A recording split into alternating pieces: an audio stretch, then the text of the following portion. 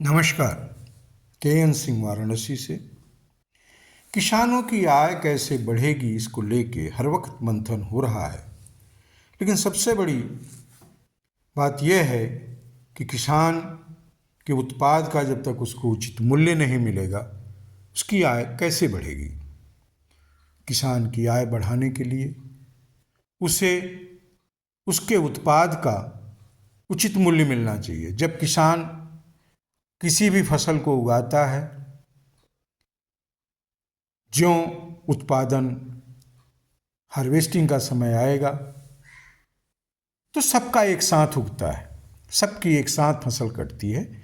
और जब सब लोग बाजार में एक ही साथ लेके जाएंगे तो उस फसल की मूल्य गिरना संभव है।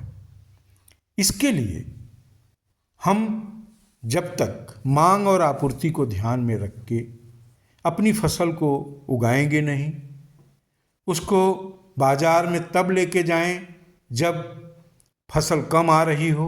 इसके लिए हमें अगेती फसल या पछेती फसल का विकल्प चुनना पड़ेगा।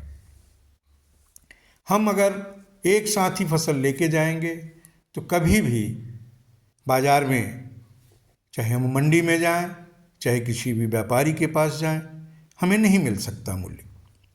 अब उत्पादन लागत बढ़ती जा रही है, उसको कैसे कम करें। उसको करने के लिए जब तक हम समेकित खेती, इंटीग्रेटेड फार्मिंग को नहीं चुनेंगे और खेती के साथ, फसल उत्पादन के साथ हम डेयरी को दुग्ध उत्पादन के लिए, मछली पालन के लिए, मुर्गी पालन, भेड़ बकरी पालन, ये सारे विकल्प को नहीं चुनेंगे, बागवानी को नहीं चुनेंगे, तब तक हमारे पास अच्छा मूल्य नहीं मिल सकता।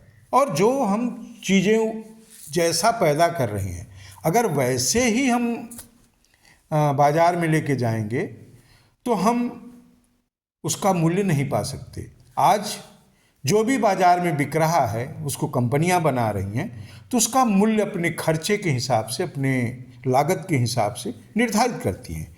लेकिन खेती का कोई ऐसा साधन नहीं है। लेकिन अगर उस उत्पाद को हम मूल्य संवर्धन करें, गेहूं को गेहूं न बेच के आटा बेचें, सूजी बेचें, या उसको ग्रेडिंग करके, उसे साफ सुथरा करके हम किसी ब्रांड के नाम से किसी तरह से बेचें, तो जरूर हमको अच्छा दाम मिलेगा। धन्यवाद।